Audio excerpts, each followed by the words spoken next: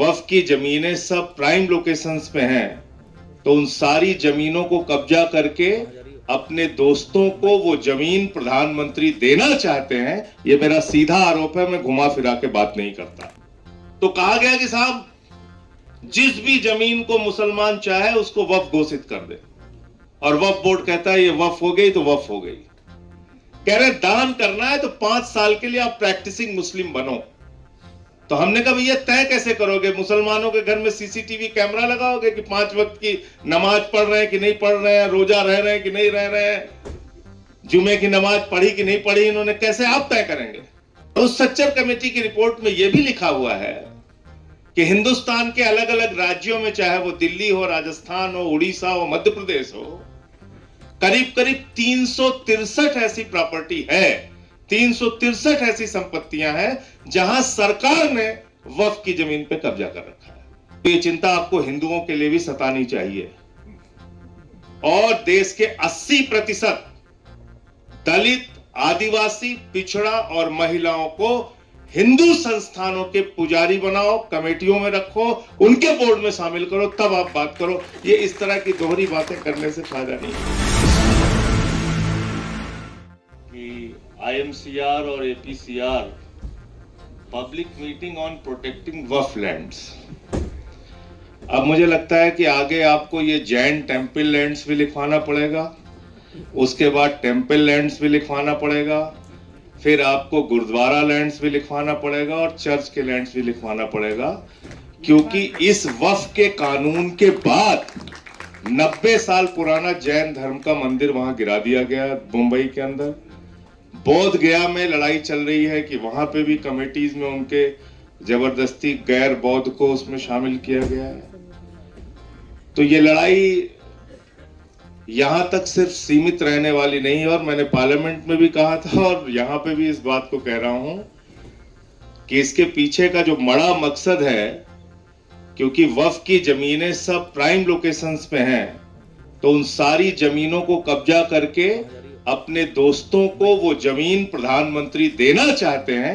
ये मेरा सीधा आरोप है, मैं घुमा फिरा के बात नहीं करता, एकदम सीधा आरोप है। और ये इसके पीछे का मकसद यही है, और आगे यही चर्च के साथ होगा, मंदिरों के साथ होगा। अयोध्या में अडानी को 23,000 एकड़ जमीन रक्षा विभाग की दी गई है, उसमें 2 बाबाओं का भी नाम है।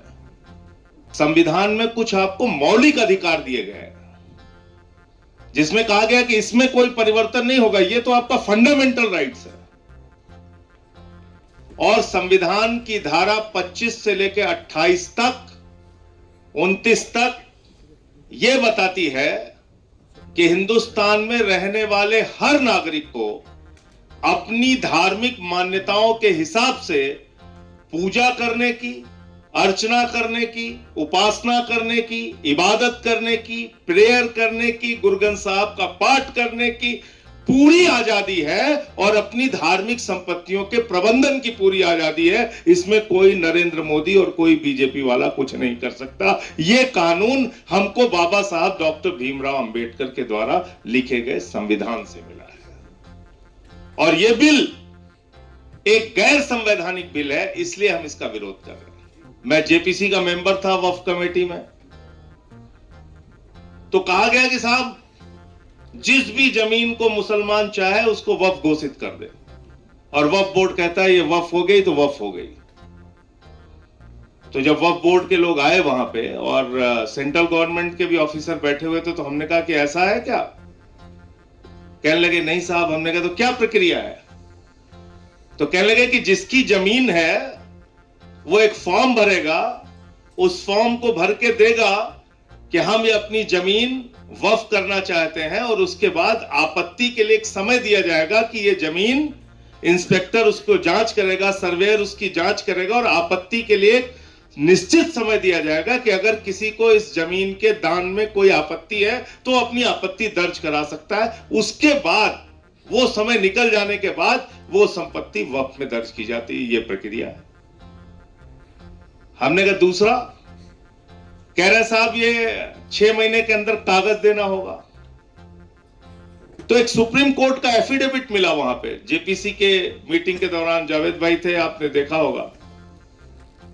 गवर्नमेंट ऑफ इंडिया ने, यानी कि भारत सरकार ने, नरेंद्र मोदी जी की सरकार ने 2022 में सुप्रीम कोर्ट में लिख के दिया है कि हिंदुस्तान की 99.2% संपत्ति ऑनलाइन हो चुकी है, वामसी पोर्टल पे इसको पड़ा डाल चुके हैं, ये सारी जांच हो चुकी है, ये सब पंजीकृत हो चुकी है और ये सारी की सारी प्रॉपर्टी रजिस्टर्ड है, इसके कागजात चेक किए जा चुके। तो हमने कहा फिर आपको क्यों कागज चाहिए?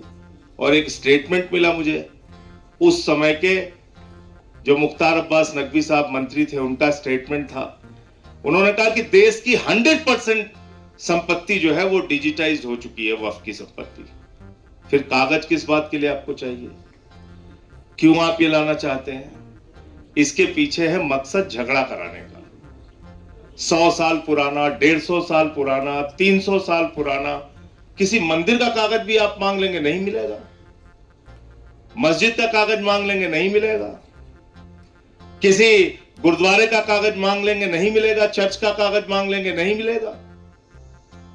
तो आप इससे एक झगड़ा कराने की कोशिश कर रहे हैं ये कानून लाके कि आपको 6 महीने के अंदर कागज जमा करना पड़ेगा। दूसरी क्या खतरनाक बात इसमें लिखी है आपने इस वक्फ बिल के अंदर लिखा कि 5 साल का प्रैक्टिसिंग मुस्लिम होना चाहिए, तभी वो दान कर सकता है। अब पूरी दुनिया में कोई कानून आपको ऐसा नहीं मिलेगा जो कि ये कहे कि दान के लिए आपको पहले धार्मिक रीति रिवाजों को मानना पड़ेगा, तब आप दान कर सकते हैं। यह अद्भुत कानून हमारे प्रधानमंत्री नरेंद्र मोदी जी लेके आए हैं। कह रहे दान करना है तो 5 साल के लिए आप प्रैक्टिसिंग मुस्लिम बनो। तो हमने कहा भैया तय कैसे करोगे? मुसलमानों के घर में सीसीटीवी कैमरा लगाओगे कि 5 वक्त की नमाज पढ़ रहे हैं कि नहीं पढ़ रहे हैं, रोजा रह रहे हैं कि नहीं रह रहे हैं, जुमे की नमाज पढ़ी कि नहीं पढ़ी, इन्होंने कैसे आप तय करेंगे? और मैंने यहां पे, मैं फिर दोहरा रहा हूं, मैंने जो वहां पे कहा फिर से यहां कह रहा हूं, मैंने कहा कि कोई आदमी हिंदू धर्म का मानने वाला हो, कोई आदमी सिख धर्म का मानने वाला हो, ईसाई धर्म का मानने वाला हो, इस्लाम धर्म का मानने वाला हो, या किसी भी धर्म को न मानता हो, नास्तिक हो, उसको भी दान करने से आप कतई रोक नहीं सकते हैं। दान होता है अपनी जमीन का, अपनी प्रॉपर्टी का, कोई भी आदमी कर सकता है। तो ये आपने एक कानून इसमें जबरदस्ती का डाल दिया। दूसरा, उनको वक्फ बोर्ड के आमदनी की बड़ी चिंता है आप लोगों की कि साहब वक्फ बोर्ड की आमदनी नहीं हो रही है, और सच्चर की कमेटी की रिपोर्ट में कहा गया है कि 12,000 करोड़ रुपए की आमदनी हो सकती है अगर इसका सही ढंग से इस्तेमाल किया जाए वक्फ प्रॉपर्टीज का। तो मैंने कहा भाई ज्यादा मेहनत मत कीजिए, आप सिर्फ एक अडानी को पकड़ के लेके आइए, वो नीरव मोदी को पकड़ के लेके आइए, 20,000 करोड़ रुपए उससे वसूलिए और 12,000 करोड़ रुपए आप वक्फ बोर्ड को दे दीजिए, 8,000 करोड़ आप अपने पास रख लीजिए। लेकिन सच्चर कमेटी की रिपोर्ट इतनी सीमित नहीं है, उसको बहुत छोटा करके दिखाया जा रहा है। मैं चाहता हूं जो लोग वक्फ पे बात कर रहे हैं वो सच्चर कमेटी की भी रिपोर्ट पढ़ें, और उस सच्चर कमेटी की रिपोर्ट में यह भी लिखा हुआ है कि हिंदुस्तान के अलग अलग राज्यों में, चाहे वो दिल्ली हो, राजस्थान हो, उड़ीसा हो, मध्य प्रदेश हो, करीब करीब 363 ऐसी प्रॉपर्टी है, 363 ऐसी संपत्तियां हैं जहां सरकार ने वक्फ की जमीन पे कब्जा कर रखा है, जहां सरकार ने वक्फ की जमीन पे कब्जा कर रखा है। तो आप उन जमीनों को खाली कराइए, ये भी सच्चर कमेटी की रिपोर्ट में लिखा गया है। तो हमने कहा ये आप क्यों नहीं बताते? फिर कहने लगे हमें पसमादा की बड़ी चिंता है, मुस्लिम महिलाओं की बड़ी चिंता है। मैंने कहा इसमें तो कहीं रोक है ही नहीं कि मुस्लिम महिलाएं मेंबर नहीं बन सकती, वो पहले से ही है। दूसरा, पसमादा की आपको चिंता है तो एक सुझाव मैंने भी दिया, मैंने कहा भाई अगर आप ये चिंता आपको है तो ये चिंता आपको हिंदुओं के लिए भी सतानी चाहिए, और देश के 80% दलित, आदिवासी, पिछड़ा और महिलाओं को हिंदू संस्थानों के पुजारी बनाओ, कमेटियों में रखो, उनके बोर्ड में शामिल करो, तब आप बात करो। ये इस तरह की दोहरी बातें करने से फायदा नहीं है। दो तरफा आप चाल चलेंगे, ये ठीक नहीं है।